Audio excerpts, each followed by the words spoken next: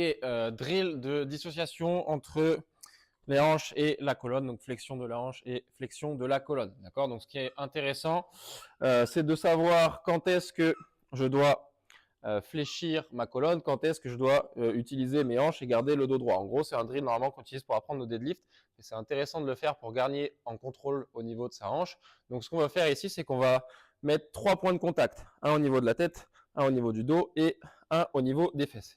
Et l'objectif, ça va être de faire un pivot, d'accord, de faire une flexion, mais sans utiliser les lombaires, sans utiliser le dos. Donc on va vouloir utiliser vraiment que notre flexion de hanche. Donc du coup, qu'est-ce qu'on va faire? On va venir pousser les fesses en arrière, et ce qu'il va falloir respecter, c'est que le bâton, les 3 points de contact doivent être maintenus pendant tout l'exercice, d'accord? Donc en gros, là j'ai mon bâton en contact, je pousse les fesses en arrière, et là je viens reculer à fond, serrer les fesses pour remonter, et là, d'accord? Donc en gros, c'est pas bon si je fais ça.